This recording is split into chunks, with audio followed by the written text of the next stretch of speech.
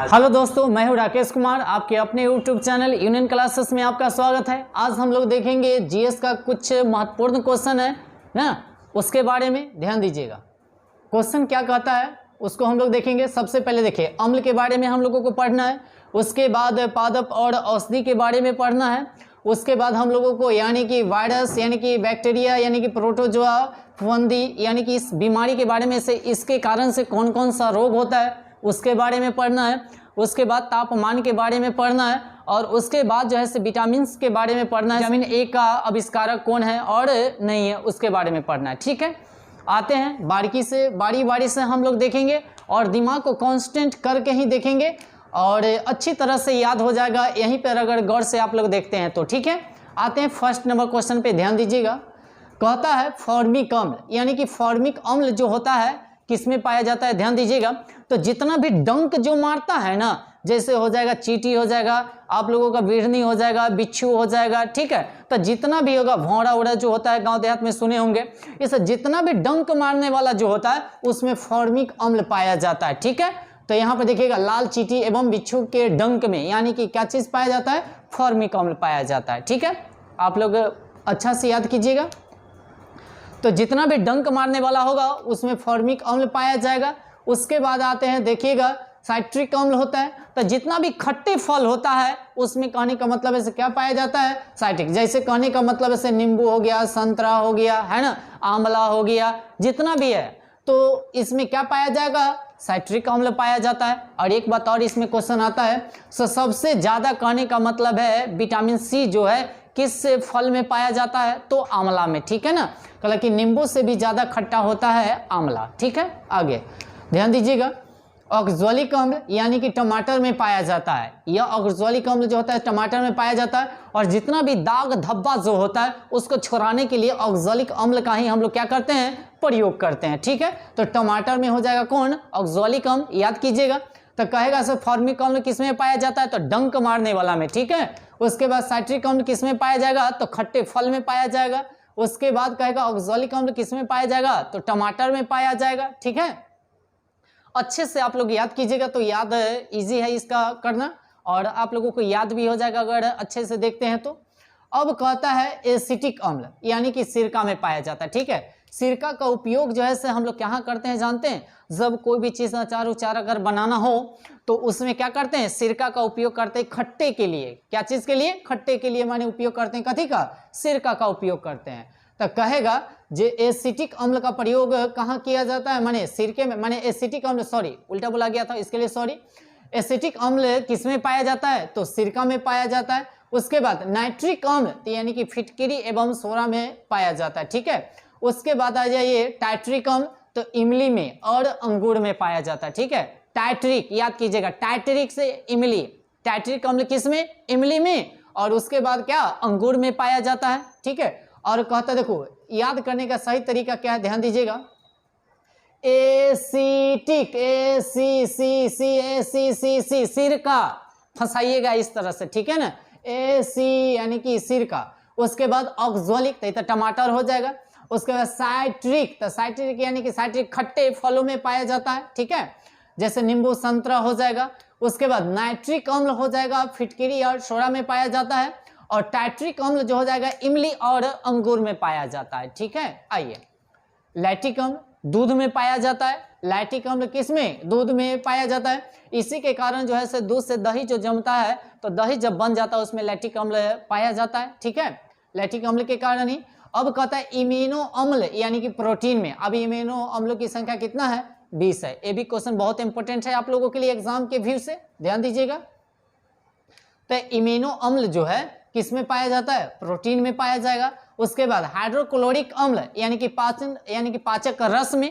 जब हम लोग खाना खाते हैं तो खाना खाने के बाद जो पचता जो है हाइड्रोक्लोरिक अम्ल में कन्वर्ट होता है, उसके बाद ही पाचन की क्रिया संपन्न होती है, या छोटी आंत में होती है। ठीक है ना, आगे अगर ये भी कहेगा से पाचन की क्रिया कहाँ से शुरू होती है, तो मुख से, और कहाँ तक ला, तो माल द्वार तक। ठीक है ना, और अंत जो होता है माल द्वार, उसके बाद जो है से बाहर चला जाता है। उसके बाद मैलिक अम्ल, तो मैलिक अम्ल में यानी कि सेब या फल में पाया जाएगा। मैलिक अम्ल किस में पाया जाएगा, सेब में, याद कर लीजिएगा आप लोग। और टैनिक अम्ल तो चाय में, टैनिक अम्ल कथी में, चाय में, और यूरिया यानी कि कथी, मूत्र में पाया जाएगा। एक बात और कहेगा सर मूत्र में कौन सा विटामिन पाया जाता है, तो विटामिन सी पाया जाता है ना। और यूरिया जो होता है जब मूत्र, ध्यान दीजिएगा, यही यूरिया अगर बाहर निकलता है मूत्र के माध्यम से तो यह गंध जो देता है, तो यूरिया जो होता है सो अमोनिया में कन्वर्ट हो जाता है और उसके बाद जो होता है सो मूत्र गंध देने लगती है। ठीक है, चलिए आगे देखते हैं और क्या है। पादप है और औषधि है। तो तंबाकू में कहेगा सर तंबाकू में कौन सा उत्तेजक पाया जाता है, तो निकोटीन पाया जाता है, या औषधि के बारे में कहेगा तो। और सिनकोना की छाल में कथी, कुनेन। उसके बाद कहेगा से कॉफी में कथी, कैफीन पाया जाता है, और चाय में क्या पाया जाएगा, थीन, और कवक में हो जाएगा पेंसिलिन। ठीक है, इसको अच्छा से याद एक बार और कर लेते हैं, ध्यान दीजिएगा। तंबाकू में हो जाएगा निकोटीन, तंबाकू में निकोटीन है ना। उसके बाद सिनकोना की छाल में हो जाएगा कुनेन। ठीक है, ये मलेरिया की दवा के लिए माने इसका प्रयोग किया जाता है। ठीक है, उसके बाद आइए कॉफी, यानी कि कॉफी में हो जाएगा कथी, यानी कि कैफीन हो जाएगा। उसके बाद चाय में हो जाएगा थीन, चाय में कौन सा अम्ल पाया जाएगा, तो थीन ना, उत्तेजक कहेगा तो। और कवक जो है, कवक यानी कि पेंसिलिन। ठीक है ना, आगे आते हैं, ध्यान दीजिएगा। इधर चलते हैं, कुछ बीमारी है जो कहने का मतलब वायरस या कह सकते हैं कथी, जी यानी कि सॉरी विषाणु कह सकते हैं। देखिए अभी जो महामारी जो अभी चल रही है कोरोना वायरस के बारे में तो सभी आदमी जानते होंगे, यह भी एक वायरस है। ठीक है ना, उसको हम इसमें नहीं लिखे हैं कोरोना को, या आप लोग ऐसे भी जानते होंगे, ये चलते आप लोगों के लिए नहीं लिखे हैं ताकि ऐसे ही याद होगा। चलिए आइए, तो वायरस, वायरस का मतलब होता है विषाणु, एक होता है बैक्टीरिया जिसको हम लोग कहते हैं जीवाणु। दोनों अलग अलग है, कंफ्यूज नहीं होइएगा एग्जाम में ना, तो बहुत सारे लड़का इसी में कंफ्यूज हो जाते हैं, विषाणु है कि जीवाणु है। ठीक है, तो वायरस वाला को हम लोग कहेंगे कथी, विषाणु, और बैक्टीरिया वाला को बोलेंगे जीवाणु। ठीक है, अब देखिए वायरस से होने वाला कौन कौन रोग है ऐसे देखिए, चेचक जिसको हम लोग कहते हैं गांव देहात में जो माता मैया हो गया है ना, तो इसमें दो प्रकार के होते हैं, एक छोटी माता मैया, एक बड़ी माता मैया, जिसको हम लोग गांव देहात में अंगार मैया भी कहा जाता है उसको ना। एक बड़ा ही होता है और बड़ा माने काफी दिक्कत होता है, और छोटी यानी कि छोटी माता मैया जो होता है एकदम छोटा छोटा होता है। तो अगर एक घर में अगर किसी को अगर हो गया तो देखिएगा से ज्यादातर माने लसेर के तरह जो होता है यह पूरे घर में यानी कि पूरे परिवार में यह क्या करता है, फैला देता है। ठीक है, वायरस से होता है ना, इसके लिए कहने का मतलब रहन सहन जो भी होता है इसको अलग से व्यवस्था किया जाता है ना, रहना खाना पीना जो भी होता है ताकि एक दूसरे से माने फैले नहीं ना। आगे चलते हैं, जुकाम, सर्दी जुकाम, यह भी जो होता है वायरस के कारण ही होता है, ध्यान रखिएगा। उसके बाद इन्फ्लुएंजा, यह भी कहने का मतलब वायरस के कारण होता है। खसरा, कथी है, खसरा। तो देखिए चेचक, जुकाम, इन्फ्लुएंजा, उसके बाद इन्फ्लुएंजा के बाद हो जाएगा खसरा, उसके बाद मस्तिष्क ज्वार, उसके बाद हो जाएगा पोलियो। अधिकांश जो है सब पोलियो जो है सब मारता है बच्चा को, ध्यान रखिएगा 2 से 3 वर्ष की आयु में ज्यादातर बच्चा को पोलियो मारा जाता है। ठीक है, और मारता है, और इसीलिए सरकार जो है 5 वर्षों तक की बच्चों को क्या किया जाता है, पोलियो ड्रॉप की खुराक पिलाता है ना। तो पोलियो, उसके बाद एड्स, उसके बाद रेबीज, रेबीज जो होता है कुत्ता के काटने से होता है। ठीक है, उसके लाड़ जो होता है कुत्ता के उसी से होता है। ठीक है, अगर ये हो जाएगा तो धीरे धीरे कहने का मतलब है जो कुत्ता काटेगा उस तरह का अगर नहीं इसका सही से इलाज करवाते हैं तो उसी में कुत्ते के तरह ही कहने का मतलब आदमी जो है से माने व्यवहार करने लगता है, और पूरे शरीर में कहने का मतलब इससे जो होता है तंत्रिका तंत्र प्रभावित हो जाता है, पूरे शरीर में हो जाता है, और धीरे धीरे कहने का मतलब ऐसे कुछ दिन के बाद कहने का मतलब जो होगा जिसको होगा वह डेथ कर जाता है। ठीक है, आगे उसके बाद गलसुआ, गलसुआ होता है क्या, देखिएगा हम लोगों को गाल में अगर कहने का मतलब ऐसे एकदम कस करके तो अगर फूल जाता है तो फूल जाने के बाद हम लोग क्या करते हैं, इतना को के गांव देहात में देखिएगा, और बाजार से टेप ले जाता है तो चिपका देते हैं कस के ना, और चिपका देते हैं ताकि फिर माने जितना रहे ना उतने रहे, इससे ज्यादा फूले नहीं, और उससे कहने का मतलब ऐसे कंट्रोल हो जाता है। एक गाल में होता है गलसुआ जो होता है ऐसे। ठीक है ना, इतना को हम लोग क्या करते हैं, पट्टी लेकर मेडिसिन वाला में से क्या करते हैं लेकर चिपका लेते हैं। चलिए वो हो गया। अब उसके बाद चलते हैं बैक्टीरिया के बारे में, ध्यान दीजिएगा।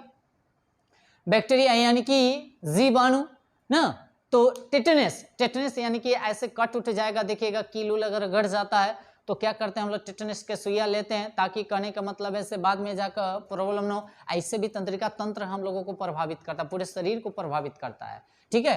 टेटनस हो गया, हैजा हो गया, टाइफाइड हो गया ना।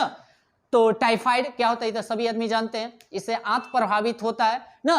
और यह जो होता है गंदे जल का या भोजन वोजन सही से माने शुद्ध न करने के कारण यह सब बीमारी टाइफाइड होती है। इसमें लगातार क्या होता है, जाड़ बुखार चौर उतर माने हमेशा होता रहता है, ठीक है। तो ऐसा होता है। उसके बाद तापेतिक, जिसको हम लोग कहते हैं गांव देहात में टीबी। ये कहने का मतलब ऐसे, ये भी कहने का मतलब देखिएगा, जिसको अगर टीबी हो गया है तो उसके लिए खाना पीना बर्तन जो भी होता है, यानी कि बिछावन हो गया ना, तो जो भी चीज होता है सब अलग से कहने का मतलब ऐसे उसका रहता है, ताकि कोई भी न जिसको टीबी हो जाता है न उसके साथ खाना खाया जाता है न बैठा जाता है, क्योंकि उसमें का बैक्टीरिया हो सके से माने आ जाए ना, तो माने पटने का ही डर रहता है। ये चलते जितना भी चीज होता है उसको क्या किया जाता है, अलग ही रखा जाता है, और ताकि कहने का मतलब एक दूसरे से यह बीमारी न फैले, ठीक है। इसमें धीरे धीरे क्या होता है देखिएगा, माने इसका लक्षण होता है धीरे धीरे शरीर जो है एकदम दुबला पतला होने लगेगा, खांसी होगा, है ना। और कहने का मतलब कभी कभी खांसी के साथ साथ ब्लड भी कहने का मतलब ऐसे आ जाती है, ठीक है ना। उल्टी माने होता है ब्लड का माने खांसी होते समय। चलिए उसके बाद चलते हैं डिप्थीरिया, उसके बाद प्लेग, और उसके बाद निमोनिया, ठीक है। निमोनिया, उसके बाद होता है कुष्ठ रोग। कुष्ठ रोग तो ऐसे भी जानते हैं, जो कहने का मतलब ऐसे वंशज है, यानी कि वंश में अगर किसी को अगर कुष्ठ रोग है तो वंश में कभी ना कभी कहने का मतलब ऐसे उसके बाल बच्चा के या उसका पोता पोती के जो भी हो, कभी ना कभी कहने का मतलब ऐसे वह जीन कन्वर्ट हो जाता है और वो वंश में फिर से वह बीमारी उत्पन्न हो जाती है, माने वंश वाली बीमारी है, यानी कि वंशज बीमारी है। उसके बाद हो जाएगा क्षय रोग, ठीक है। आते हैं नेक्स्ट, ध्यान दीजिएगा, प्रोटोजोआ। कौन जोआ? प्रोटोजोआ। तो प्रोटोजोआ से यानी कि मलेरिया हो जाएगा, पायरिया हो गया, तो याद कर लीजिएगा प्रोटोजोआ से रिया रिया रिया। कौन रिया? रिया रिया रिया, यानी कि मलेरिया और फलेरिया, याद कर ले रहिएगा, ठीक है ना। रिया रिया लगल रहेगा तो प्रोटोजोआ वाला हो जाएगा। उसके बाद सोने की बीमारी, तो सीसी एक मक्खी होता है, ठीक है ना। उस सीसी मक्खी को काटने से सोने की बीमारी होता है ना। रात सोता, दिन सोता, बेड़ा पाउता और सोता ना, यही का नाम है। तो यानी कि अब चलते हैं पेचिस। पेचिस जिसको हो जाएगा ना, देखिएगा खाना खाएगा जाएगा, खाना खाएगा जाएगा, माने खाना खाए देरी नहीं होता है, और लेटिंग जाते हुए माने उसको भी देरी नहीं होता है, माने पाचन जो क्रिया होता है वह सही से नहीं पचता है, जो खाना हम लोग खाते हैं जब पेचिस होता है तो, ठीक है। और उसके बाद चलते हैं काला जर, ठीक है। अब आते हैं फुफंदी ना। यह अधिकांश जो होता है से बरसात के दिनों में होता है फुफंदी ना। दाग खाज खुजली से राहत पाइए ना, प्रचार देखते होंगे आप लोग। तो यानी कि दाग खाज खुजली जितना भी होता है ना, तो वह जो होता है सब फुफुंदी के कारण होता है। दम्बा में हो गया, उसके बाद एथलिक फुट हो गया, गंजापन। गंजापन माने देखते होंगे से कोई को बाल है बीच में से सफाई गायबे रहता है ना, इधर से है चारों बगल से, अब बीच में देखिएगा से सफाई गायब हो ना, यानी कि चनैल हो। इसी को हम लोग क्या कहते हैं? गंजापन कहते हैं, है ना, जिसको बाल नहीं रहता है, ठीक है। उसके बाद देखिएगा इसके बारे में और चलते हैं। यह अधिकांश बरसात में क्यों होता है, ध्यान दीजिएगा। बरसात के दिनों में सभी जगह कहने का मतलब है पानी अवेलेबल रहता है और धूपा कम होता है, तो हम लोग क्या करते हैं, थोड़ा सा भी अगर भींगल उंगल कपड़ा रहता है ना तो पहन लेते हैं। अब पहनने के कारण कहने का मतलब ऐसे देखिएगा, पहन लेने के बाद दो का हेलने से नोचेगा तो दो का हेलने से नोचेगा, माने वह जो होता है सही से न सूखने के कारण फुफुंदी हो जाता है, और कहने का मतलब ऐसे एक बैक्टीरिया की तरह माने वो क्या करता है, हावी हो जाता है, और शरीर में कहने का मतलब ऐसे दाग खास खुजली माने खुजली उत्पन्न कर देता है ना। तो हम लोग क्या करते हैं, उसको अथी खुजली को मिटाने के लिए क्या लाते हैं, रिंग गार्ड लाते हैं ना, ताकि दाग खास खुजली जो है से कम हो। चलिए आइए अब हम लोग आगे चलते हैं तापमान के बारे में, ध्यान दीजिएगा। जैसे जल का जमना यानी कि 0 डिग्री सी, 0 डिग्री पर कहने का मतलब सेल्सियस है, फ़ारेनहाइट और केल्विन है, ठीक है ना, तीनों में हम लोग चलेंगे। तो देखिए जल का जमना यानी कि 0 डिग्री, फ़ारेनहाइट में जमेगा कितना 32 डिग्री पर, और केल्विन में जमेगा कितना 273।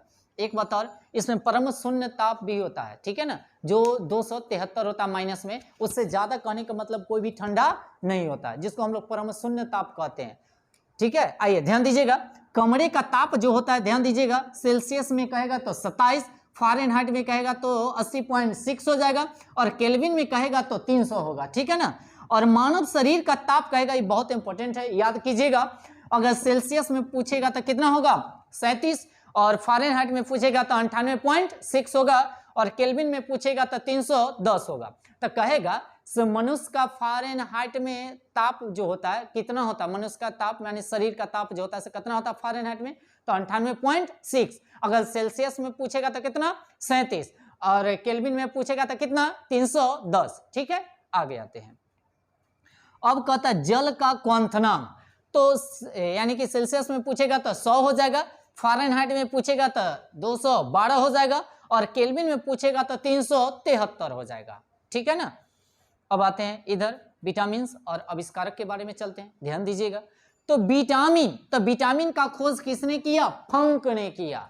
आप लोग अच्छे से याद कीजिएगा तो याद हो जाएगा। ठीक है ना, बेसी बड़ा टॉपिक ये सब है नहीं, खाली दिमाग को कांस्टेंट रखना है और याद करे चलना है। ठीक है, हम लोगों को एग्जाम की दृष्टि से बहुत ही वीवी ये सब क्वेश्चन है, और बार बार एग्जाम में ये सब क्या किया जाता है, पूछा जाता है। ठीक है, तो विटामिन का कहने का मतलब खोज किसने किया, फंक ने किया। और विटामिन ए का कहने का मतलब किसने, तो मैकुलन। तो देखिएगा, ध्यान दीजिएगा, ये दोनों को एक साथ आप लोग याद कीजिएगा, दोनों का एक साथ पेयर बनाइएगा। तो ए वाला और बी वाला दोनों का खोज किसने किया, मैकुलन ने किया। ठीक है, कहेगा से विटामिन का खोज किसने किया, तो फंक ने किया। अब कहेगा से विटामिन ए का माने खोज किसने किया, तो मैकुलन ने किया। और बी वाला भी पूछेगा तो भी मैकुलन ने किया। ठीक है, अब आते हैं सी वाला, ध्यान दीजिएगा। तो विटामिन सी का खोज किसने किया, होलकट। कौन किया, होलकट। और विटामिन डी का खोज किसने किया, तो हॉपकिंस ने किया। किसने किया, हॉपकिंस। ठीक है, किंग्स बोल सकते हैं, हॉपकिंस बोल सकते हैं। ठीक है, चलिए तो आज के लिए इतना ही रहने देते हैं। अगर आप लोगों को वीडियो अगर अच्छा लगा तो हमारे चैनल को सब्सक्राइब करें और बेल आइकन को दबाना मत भूलें, और वीडियो को जितना से जितना हो सके शेयर करें। ठीक है, और आप लोगों के लिए ऐसा वीडियो माने लाते ही रहेंगे, इसलिए हमारे चैनल को सब्सक्राइब करें। ठीक है।